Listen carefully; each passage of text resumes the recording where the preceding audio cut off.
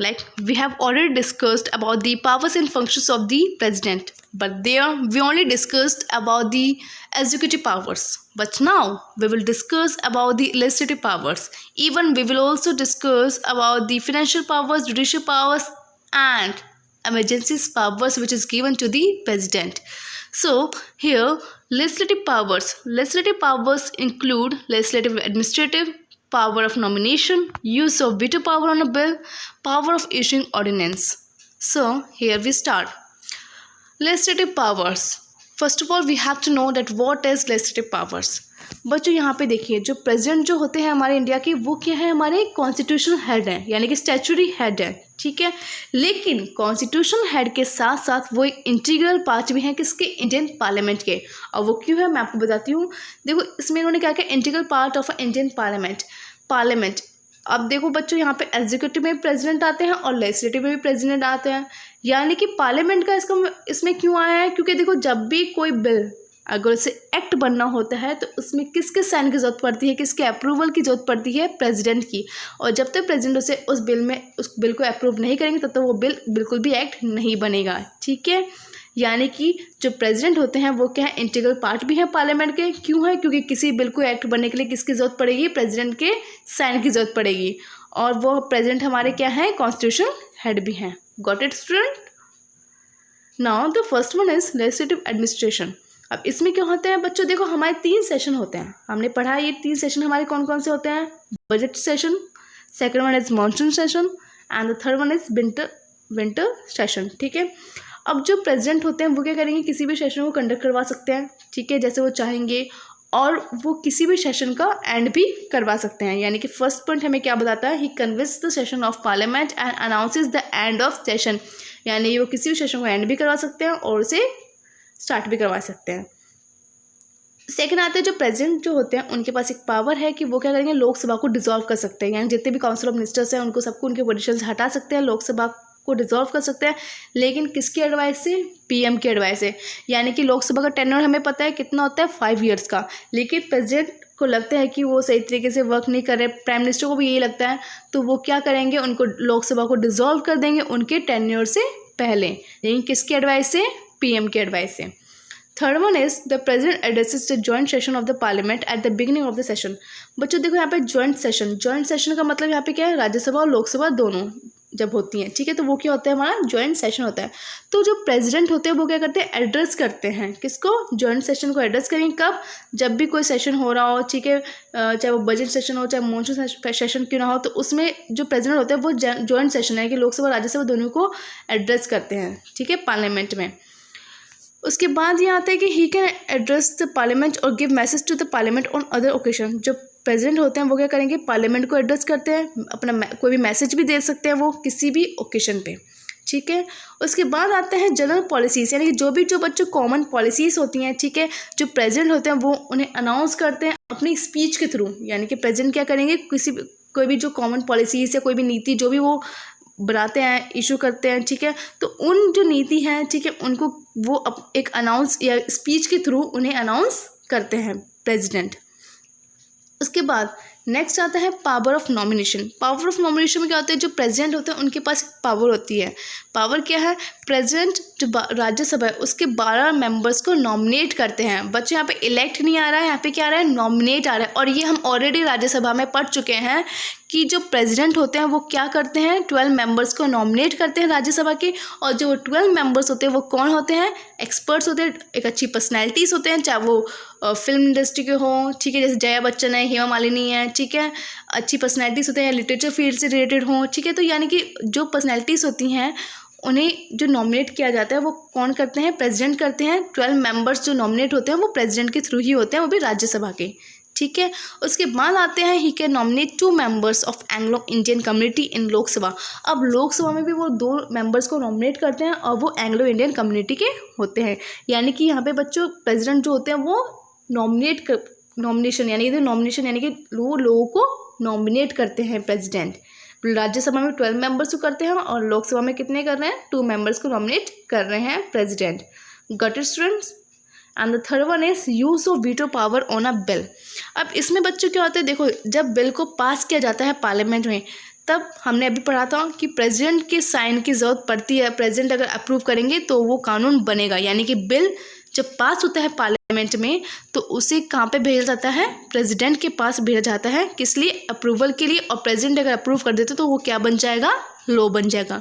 लेकिन यहाँ पे एक कंडीशन और आ चुकी है, वो क्या है, अगर president if president return that bill, अगर प्रेसिडेंट उस बिल को रिटर्न कर देते हैं पार्लियामेंट में वापस और कोई सजेशन देते हैं, उनको लगता है कि इसके ऊपर वापस अमेंडमेंट इसमें करना चाहिए या कुछ चेंजेस करने चाहिए, तो पार्लियामेंट के पास हो जाएगा। लेकिन अगर पार्लियामेंट वापस उस बिल को भेज देती है, यानी कि बिना किसी अमेंडमेंट के या अमेंडमेंट करती भी है, तो प्रेसिडेंट उस पर कुछ नहीं कर सकते और वो बिल पास हो ही जाता है। यानी कि प्रेसिडेंट अगर किसी भी बिल को अमेंडमेंट के लिए वापस रिटर्न करते हैं, लेकिन जो पार्लियामेंट होती है वो अपने मेजॉरिटी के साथ उस जो बिल है उनको वो उसमें अमेंडमेंट नहीं करते या करते, वो उनके ऊपर डिपेंड होता है। और लेकिन अगर वो सेकंड टाइम उसको बिल को भेजेंगे तो प्रेसिडेंट भी उसमें कुछ नहीं कर पाएंगे और उसे प्रेसिडेंट को एक्सेप्ट करना पड़ता है। ये बच्चों अच्छे से आप याद रख लेना, काफ़ी इंपॉर्टेंट है आपके लिए। उसके बाद आते हैं पावर ऑफ इशूइंग ऑर्डिनेंस। देखो ये एक स्पेशल पावर है एक तरफ से ऑर्डिनेंस, ठीक है। इसमें क्या होता है, जब भी पार्लियामेंट सेशन में नहीं होता, यानी कि जब सेशन में पार्लियामेंट कोई भी सेशन नहीं हो रहा है, ठीक है, तब प्रेसिडेंट को कोई लॉ बनाना या बहुत नेसेसरी है उनको ये बनाना, डिसीजन लेना, तो वो क्या करेंगे, एक ऑर्डिनेंस को इशू करते हैं। वो एक टेम्प्रेरी बेस पे लॉ होता है, रूल जो बनाते हैं वो टेम्प्रेरी बेस पे होता है, ठीक है। तो प्रेसिडेंट क्या करते हैं, जो ऑर्डिनेंस जो बनाए वो जब कोई भी सेशन का बिगनिंग हो रहा है, ठीक है, कोई भी सेशन स्टार्ट हो रहा है, फिर चाहे वो कोई भी सेशन क्यों ना, बजट हो, चाहे मानसून हो, चाहे विंटर हो, ठीक है, तो वो उस सेशन के 6 हफ्ते तक, यानी उसके बाद 6 हफ्ते तक उसको वैलिड किया जाएगा। और 6 हफ्ते बाद अगर उसे चाहते हैं कि आगे बढ़े तो उसमें पार्लियामेंट यानी दोनों संसदों के राय की बहुत ज़्यादा ज़रूरत पड़ती है, यानी दोनों संसद जो हैं वो अगर अप्रूव करती हैं, दोनों हाउस अगर अप्रूव करेंगी तो ही उसे आगे रखा जाएगा, अदरवाइज उसे नहीं कर पाएंगे आगे।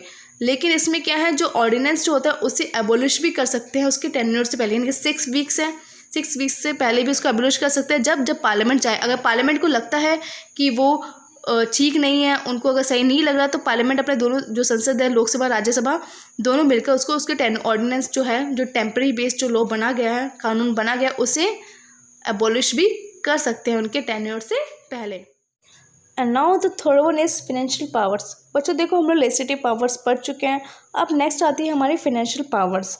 तो फाइनेंशियल पावर क्या होता है कि जब फाइनेंशियल जो ईयर होता है उसके बिगनिंग में प्रेसिडेंट क्या करते हैं, एक रिपोर्ट प्रेजेंट करते हैं। रिपोर्ट यानी कि जो भी अपने इनकम एक्सपेंडिचर की जो डिटेल से रिलेटेड जो भी रिपोर्ट होती है उसे प्रेजेंट करते हैं प्रेसिडेंट, ठीक है, प्रेजेंट करते हैं उसे दोनों हाउसेस के सामने, लोकसभा और राज्यसभा दोनों के सामने।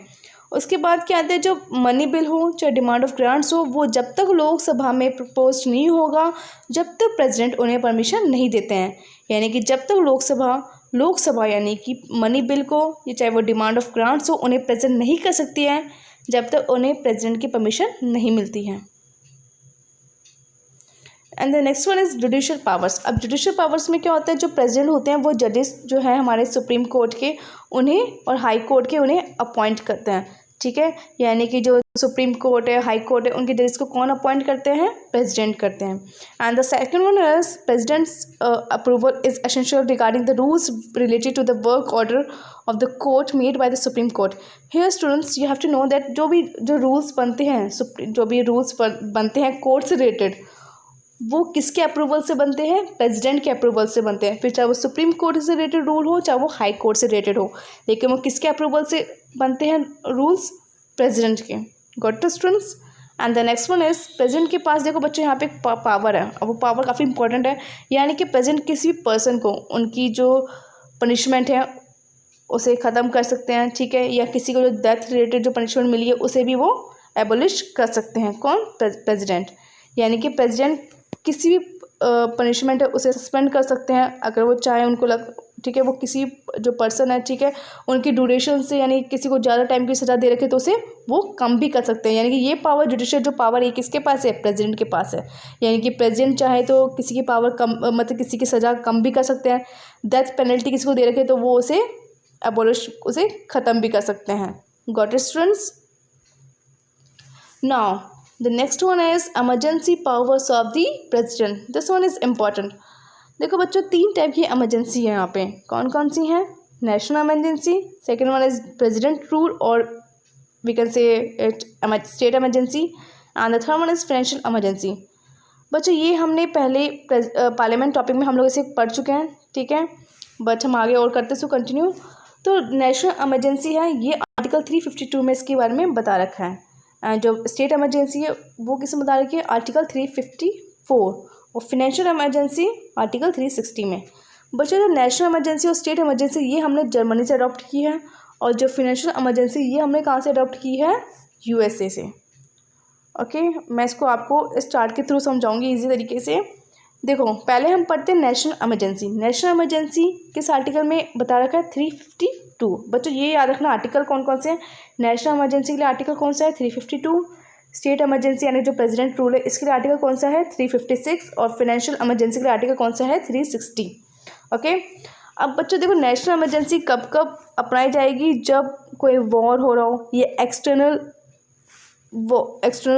एग्रेशन हो रहा हो, यानी कि कोई भी कंट्री दूसरी कंट्री है वो हमारी कंट्री पर अटैक कर रही हो, ये आर्म रिवोल्यूशन हो रहा हो, ठीक है, रिबेलियन यानी कि रिवोल्ट हो रहा हो, ठीक है, यानी कि इसमें क्या होता है, आर्म रिबेलियन क्या होता है कि मान लो कि हमारी कोई भी कंट्री है, ठीक है, उनकी जो आर्मी से है, ठीक है, वो क्या करते हैं, गवर्नमेंट पे अपना कब्जा कर लेते हैं, तो वो क्या होता है, आर्म्ड रिबेलियन होता है, ठीक है। इससे पहले यहाँ पे क्या था, इंटरनल डिस्टर्बेंस था, बट इसको फिर चेंज कर दिया गया 44th कॉन्स्टिट्यूशन अमेंडमेंट 1978 में इसको चेंज किया गया था। इसी जगह क्या आ गया था, इंटरनल डिस्टर्बेंस की जगह क्या आ चुका था, आर्म्ड रेबेलियन यानी कि आर्म्ड रिवोल्ट। अब इसको करने के लिए अगर प्रेसिडेंट ये इमरजेंसी लगाते हैं तो उसके लिए उन्हें किसकी रिकमेंडेशन की जरूरत पड़ेगी, कैबिनेट की, यानी कि कैबिनेट के लोग अगर रिटर्न एडवाइस उनको देते हैं, रिटर्न परमिशन देते हैं, तो ही वो इसे कंटिन्यू कर सकते हैं इस इमरजेंसी को, अदरवाइज नहीं कर सकते हैं। Got it students. और इसका ड्यूरेशन क्या होता है बच्चों, देखो इसका ड्यूरेशन ये है कि पहले तो 1 मंथ के लिए अप्रूवल चाहिए होता है पार्लियामेंट का, ठीक है, यानी कि पार्लियामेंट में एक मंथ का अप्रूवल चाहिए होगा, और साथ में अगर इसे कंटिन्यू रखना चाहते हैं तो जब पार्लियामेंट जब संसद दोनों बैठेंगी तो क्या होगा, उनकी परमिशन से 6 महीने बाद फिर एक बार परमिशन लेंगे, फिर 6 महीने बाद वापस परमिशन से लेंगे, तब जाके इस इमरजेंसी को कंटिन्यू कर पाएंगे। और ये अभी तक हमारे इंडिया में 3 बार हो चुकी है, ठीक है, कब कब, 1962 में, 1971 में और 1975 में। Got it students. Next one is presidential rule यानी कि स्टेट इमरजेंसी। स्टेट इमरजेंसी हमने देखा कौन सा आर्टिकल में है, 356 में है, और ये क्या बोलता है, फेलियर ऑफ कॉन्स्टिट्यूशन मशीनरी, यानी कि कोई भी जो स्टेट है वो कॉन्स्टिट्यूशन के अकॉर्डिंग वर्क नहीं कर रहा है, वहाँ पे काफ़ी सारी प्रॉब्लम्स आ रही है, ठीक है। फॉर एग्जांपल कोई स्टेट है वहाँ पे काफ़ी ज़्यादा दंगे फसाद हो रहे हैं और वहाँ की गवर्नमेंट नहीं संभाल पा रही है उसे, तो वो किसके अंडर में आ जाएगा, प्रेसिडेंट के अंडर में आ जाएगा, यानी प्रेसिडेंट वहाँ पे क्या कर देंगे, स्टेट इमरजेंसी लगा देंगे। अब उसके लिए क्या चाहिए होगा, गवर्नर जो है उनकी सहमति चाहिए होगी। अगर गवर्नर जो है स्टेट के वो अगर प्रेसिडेंट को कहते हैं कि हाँ तुम इस पर कार्रवाई करो इसके ऊपर, तो ही प्रेसिडेंट क्या करेंगे, वहाँ पे इमरजेंसी लगाएंगे। और इसके लिए क्या चाहिए, 2 मंथ्स का अप्रूवल चाहिए, ठीक है, और 6 months in one time, same वही है, 6 महीने की परमिशन, 6 महीने लगाया, फिर वापस परमिशन लेंगे, फिर वापस 6 महीने लगाएंगे। और इसमें जो मैक्सिमम लिमिट यानी कि 3 साल तक ही किसी स्टेट के ऊपर स्टेट इमरजेंसी लग सकती है, 3 साल से ज़्यादा बिल्कुल भी नहीं लगेगी। ये बात आप अच्छे से याद रखना, यानी कि 3 ईयर्स की इसमें इमरजेंसी, मतलब 3 ईयर्स की इसमें मैक्सिमम लिमिट है, यानी किसी भी स्टेट में अगर स्टेट इमरजेंसी लगती है तो वो 3 साल तक ही लगती है, उससे ज़्यादा बिल्कुल भी नहीं लगेगी। और ये अभी तक काफ़ी बार हो चुकी है, हमारे यहाँ पे स्टेट में लग चुकी है। और सबसे पहले कहाँ पे लगी थी ये स्टेट इमरजेंसी, पंजाब में। And the third one is financial emergency, ये आर्टिकल 360 में बताया हुआ है। इसमें क्या होता है कि अगर मान लो कंट्री की फाइनेंशियल स्टेटस बहुत लो हो चुका है, इकोनॉमिक बहुत गिर रही है हमारी कंट्री की, तो क्या होगा, प्रेसिडेंट जो है यहाँ पे फाइनेंशियल इमरजेंसी लगाएंगे। लेकिन अब इसमें क्या होता है, ये भी 6 महीने तक है, 6 महीने लगाया, फिर वापस परमिशन लेंगे, फिर वापस 6 महीने बाद लगाएंगे। लेकिन अभी तक हमारी कंट्री में इसे बिल्कुल भी नहीं लगाया गया है। Got it students, hope you like this video, and if you haven't subscribe my channel then please subscribe my channel, and या comment below it if you find any of the queries then please write it on the comment box. And या मैं बहुत जल्दी ही आपको आगे की videos upload कर दूँगी आप लोग के लिए। So stay safe, stay at home, if you will be safe our country will be safe. Thank you.